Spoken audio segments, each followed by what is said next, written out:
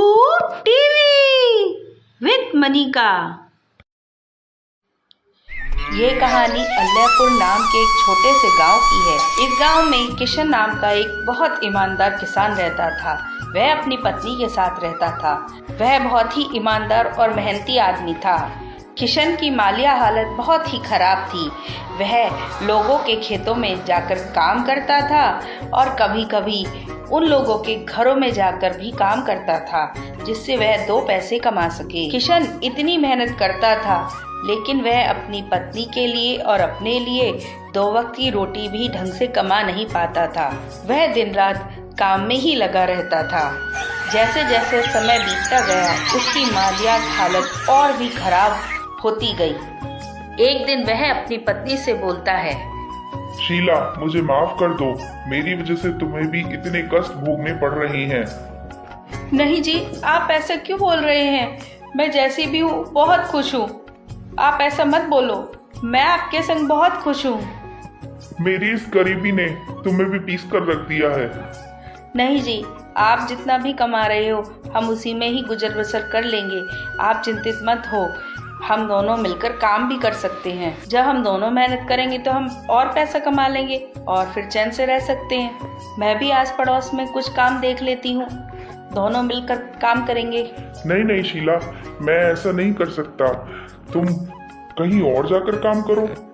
नहीं नहीं, तुम पहले ही मेरी वजह से बहुत परेशान रहती हो। मैं तुम्हें ज्यादा काम नहीं करने दे सकता, और वो भी दूसरे के यहाँ। बिल्कुल नहीं। आप इतना चिंतित मत होइए, भगवान सब अच्छा करेंगे। आप बस मेहनत करते रहिए। मैं चाहे कितनी ही मेहनत कर लूं, लेकिन मुझे उतने पैसे मिलते ही नहीं हैं। आजकल तो काम भी नहीं मिलता है। अब तो लगता है बस यहाँ पर ऐसे ही दिन बीतेंगे। मैं सोच रहा हूँ शीला, क्यों ना मैं शहर चला जाऊं और वहां पर जाकर पैसा कमा कर लेके आऊं। यहाँ तो मैं चाहे कितनी ही मेहनत कर लूं, लेकिन पैसे मिलते ही नहीं हैं। क्यों ना मैं शहर ही जाऊं, वहां पर मैं मेहनत करूंगा तो कम से कम पैसे तो ज्यादा मिलेंगे, और ज्यादा पैसे इकट्ठे होने पर फिर मैं यहाँ वापस आ जाऊंगा। अगर आप शहर चले जाओगे तो मैं यहाँ कैसे रहूंगी?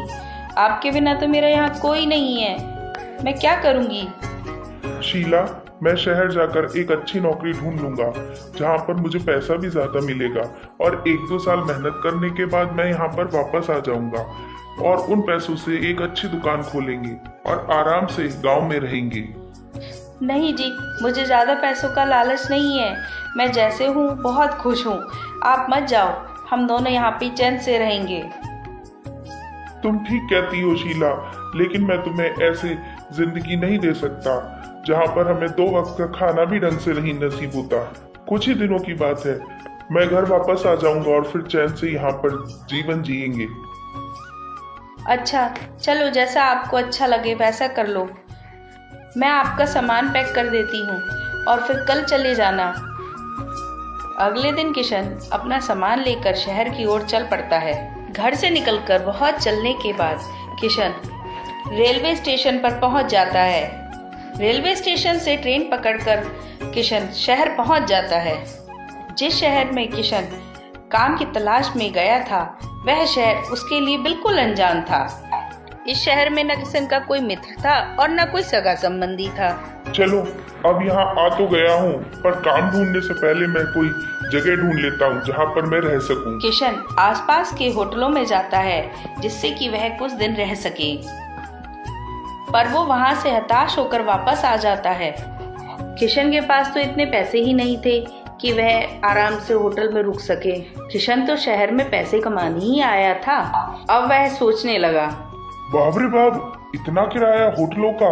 इतने में तो मैं पूरे महीने का राशन खरीद लूं। आखिरकार होटलों के चक्कर मार मार कर वो बहुत परेशान हो जाता है। इससे अच्छा तो मैं किसी भाई के यहाँ कुछ दिन के लिए रुक जाता हूँ।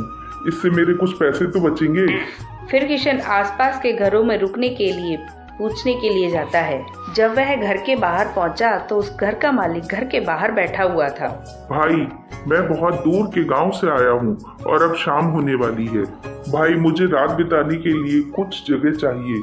अगर आप अपने घर में एक रात बिताने के लिए मुझे शरण देंगे तो बहुत बहुत मेहरबानी होगी।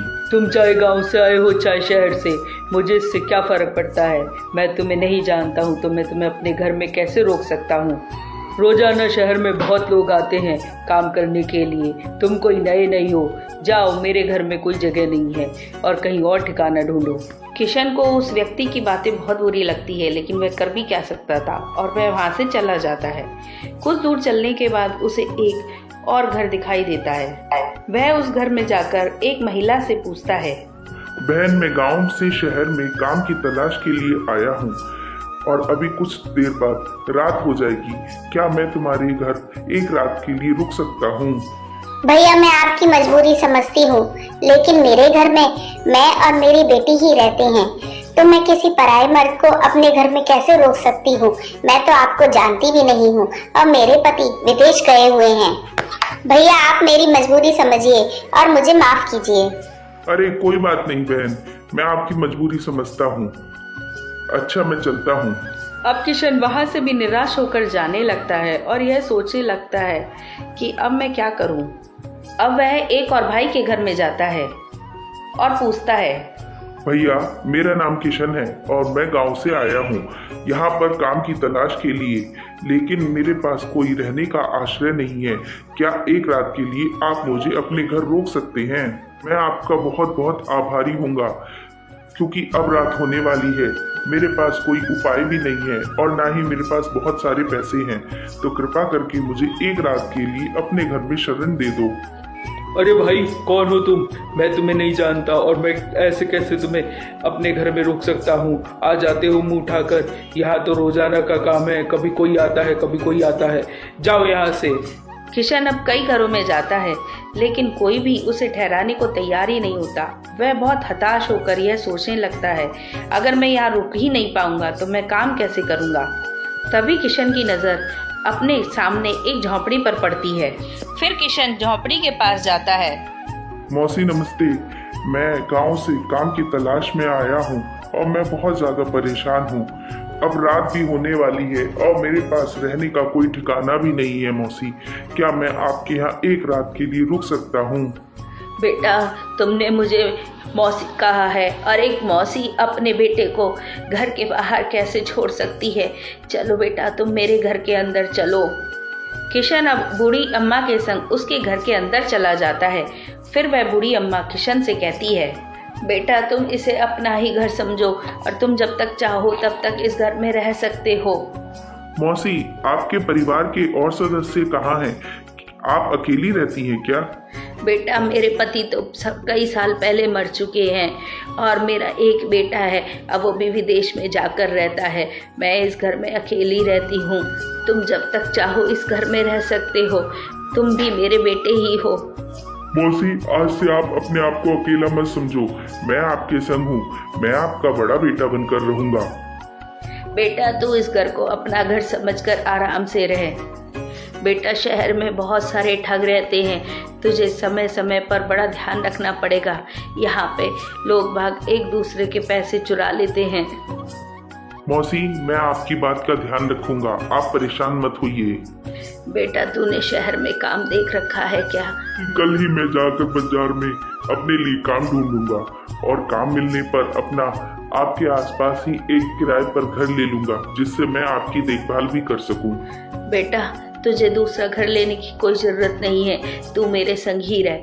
तेरे रहने पर मुझे ऐसा लगेगा जैसे कि मेरा बेटा मेरे पास ही रह रहा है। हाँ हाँ मौसी, ये तो बहुत अच्छा रहेगा, पर मैं आपके पास एक ही शर्त पर रहूंगा। मैं आपको हर महीने इस घर का किराया जरूर दूंगा। अच्छा ठीक है बेटा, अब तो चैन से इस घर में रह। फिर क्या था, किशन अम्मा के घर आराम से रुक जाता है और आज की रात वह खाना पीना खाकर चैन से सो जाता है। अगली सुबह किशन जल्दी से उठकर घर से बाहर काम के लिए निकल जाता है और उसे देखते ही देखते एक सेठ के यहाँ काम मिल भी जाता है। किशन सेठ के किसी भी काम को इनकार नहीं करता था और वो बहुत मेहनत से हर एक काम करता था। सेठ किशन की मेहनत से बहुत ही ज़्यादा खुश रहते थे, क्योंकि सेठ जी जो भी काम कहते वह किशन बड़ी ईमानदारी से और लगन से पूरा करता था। देखते ही देखते सेठ जी ने किशन की तनख्वाह भी बढ़ा दी क्योंकि वो बहुत मेहनत और ईमानदारी से काम करता था। किशन भी अपनी पगार में से उतना ही पैसा खर्च करता था जितनी उसको ज़रूरत होती थी और बाकी का पैसा वह एक छोटी सी पोटली में इकट्ठी करा करता था। किशन को काम करते करते ऐसे ही बहुत दिन बीत जाते हैं और एक दिन वह अम्मा के घर बैठा बैठा सोच रहा था। जब मैं 10,000 रुपये इकट्ठे कर लूंगा तो गांव में अपनी पत्नी के पास चला जाऊंगा और वहां पर एक अच्छी सी दुकान खोल लूंगा और तसल्ली से हम दोनों वहां पर रहेंगे। ऐसे ही मेहनत करते करते किशन को अब 2 साल बीत जाते हैं और वह 10,000 रुपये इकट्ठे कर लेता है। 10,000 रुपये किशन के लिए बहुत बड़ी रकम थी। एक गरीब आदमी के लिए 10,000 रुपये बहुत बड़ी रकम होती है। इसलिए किशन एक दिन मौसी से कहता है, मौसी, अब तो मेरे पास 10,000 रुपये इकट्ठे हो गए हैं। मैं सोचता हूँ मैं अपने गांव चला जाऊँ। नहीं बेटा, तू इतनी जल्दी अपने गांव क्यों जाता है? थोड़े और पैसे इकट्ठे कर ले।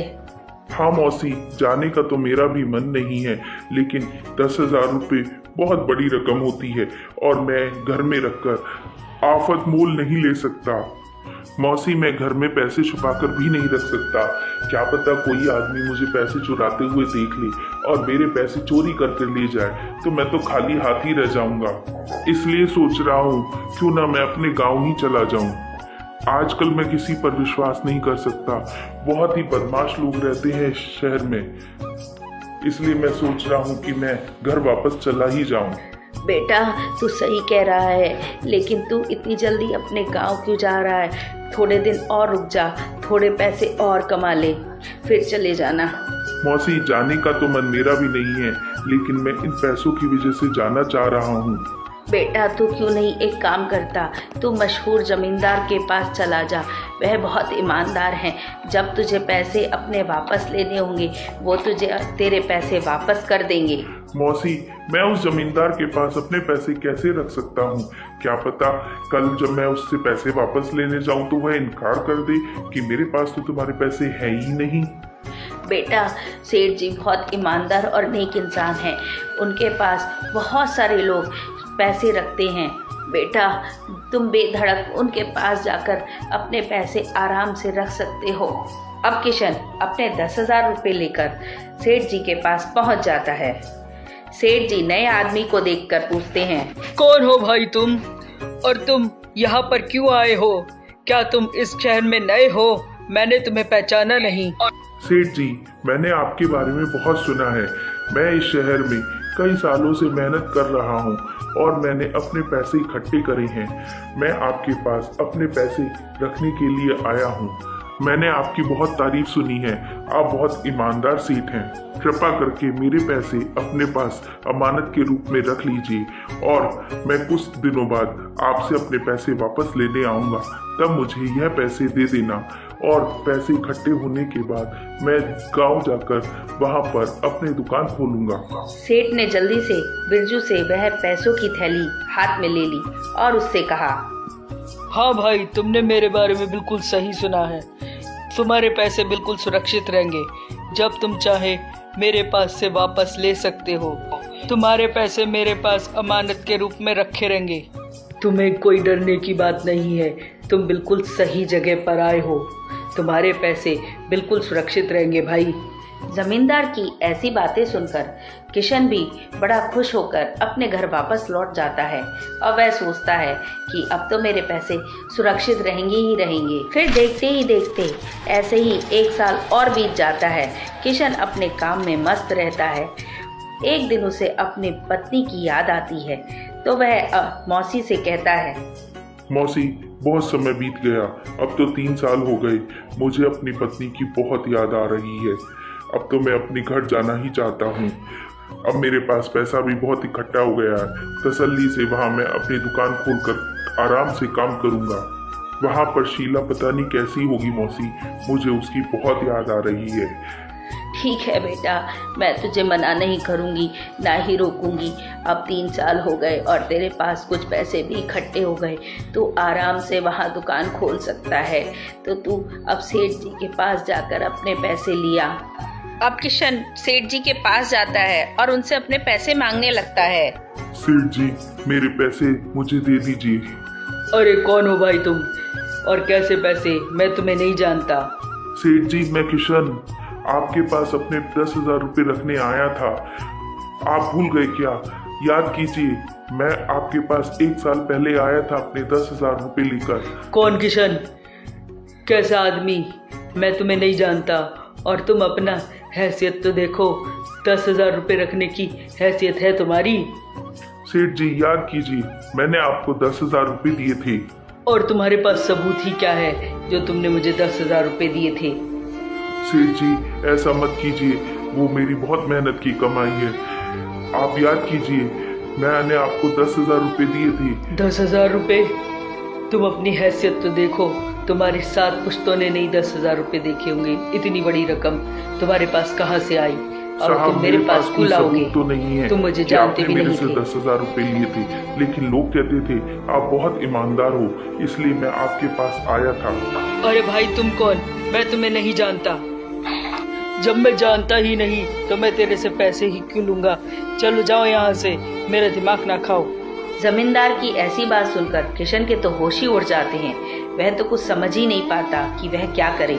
किशन बहुत गिड़गिड़ाता है, बहुत मिन्नत करता है, लेकिन सेठ उसको पैसे नहीं देता। वह निराश होकर अब मौसी के पास वापस जाता है। मौसी, मैं तो लुट गया, अब मैं क्या करूंगा? मेरे 10,000 रुपये जमींदार ने वापस नहीं दिए। कहता है मैंने उसको पैसे दिए ही नहीं। मैं जमींदार के आगे बहुत गिड़गिड़ाया, लेकिन उसने मुझे पैसे वापस ही नहीं किए। मौसी, अब मैं क्या करूं?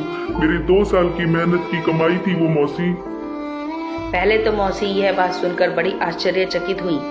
फिर उन्होंने सोचकर बताया, बेटा तू परेशान मत हो, मैं कुछ सोचती हूँ, कुछ ना कुछ तो करना ही पड़ेगा। तभी उनके पड़ोस में रहने वाली सीमा उनके घर आई और वह मौसी से बोली, मौसी बड़ी परेशान लग रही हो, क्या बात है? बहन, मैंने अपने 10,000 रुपये सेठ जी के पास रखने को दिए थे, लेकिन उन्होंने साफ मना कर दिया कि मेरे पास तो तुम्हारे पैसे ही नहीं है। मैं तो तुम्हें जानता ही नहीं हूँ। मैं तो परेशान हो गया। अब मैं क्या करूँ बहन? मेरी 2 साल की कमाई, अब क्या करूँ मैं?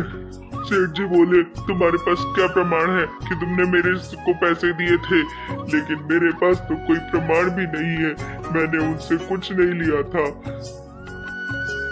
बिरजू बेटा, मुझे माफ कर देना, ये सब मेरी वजह से हुआ है। ना मैं तेरे से कहती कि तू उनके पास चला जा, ना तो उनके पास पैसे रखने जाता। बेटा मुझे माफ कर दे। नहीं मौसी, इसमें आपकी कोई गलती नहीं है। अब क्या करना चाहिए? हाँ, मेरे पास एक उपाय है। जैसे जैसे मैं कहूँ वैसे वैसे मौसी और भैया आप करो। और मौसी और किशन को मीना ने सारा प्लान समझा दिया और अगले दिन वह सेठ जी के यहाँ पहुँची। नमस्ते सेठ जी, मेरा नाम मीना है और मैंने आपका बहुत नाम सुना है। आप यहाँ पर अपने पास सुरक्षित पैसे रख लेते हैं लोगों के। मेरे पास भी एक बहुत बड़ा संदूक है जिसमें मेरे बहुत सारे जेवर रखे हुए हैं।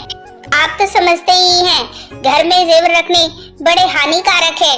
कोई भी चोर चुरा सकता है और मैं तो अकेली ही रहती हूँ। मेरे पति विदेश गए हैं। क्या आप मेरे जेवर उठाकर रखेंगे अपने पास? हाँ हाँ बहन, तुम बिल्कुल सही जगह आई हो। तुमने बिल्कुल सही सुना है। मेरे पास सबके रुपए सुरक्षित रहते हैं। चिंता मत करो बहन, मैं तुम्हारे पैसे सुरक्षित रखूंगा बिल्कुल। सेठ इतना बड़ा संदूक देखकर मन ही मन बहुत ज्यादा खुश हो रहा था। वो सोच रहा था आज तो बहुत बड़ा हाथ मार लूंगा मैं। तभी वहाँ पर किशन भी आ गया। सेठ जी, मुझे मेरे पैसे दे दीजिए। मैं बहुत मेहनत करने आया हूँ। मुझे मेरे पैसे वापस कर दीजिए सेठ जी। सेठ किशन को देखकर बहुत गुस्से में आ गया, लेकिन वह फिर भी शांति से बैठा रहा। उसने सोचा अगर मैंने इस पे गुस्सा करा तो यह औरत मेरे हाथ से निकल जाएगी और इतना बड़ा माल मेरे हाथ से निकल जाएगा। इसलिए वह किशन की बातें चुपचाप सुनता रहा। फिर उसने सोचा क्यों ना मैं इसके पैसे वापस ही कर दूं, जिससे मैं इस औरत पे भी विश्वास साध सकूंगा कि मैं कितना ईमानदार हूँ। हाँ हाँ किशन भाई, तुम आ गए। हाँ, मेरे पास तुम्हारे पैसे पूरे सही सलामत रखे हुए हैं। अभी लाता हूँ तुम्हारे पैसे वापस करने को। तुम परेशान मत हो भाई। सेठ जी, आपका बहुत बहुत धन्यवाद। मैं आपका यह एहसान कभी नहीं भूलूंगा। आप बहुत नेक इंसान हो सेठ जी। ये सब बातें सुनकर सेठ मन ही मन बड़ा प्रसन्न हो रहा था।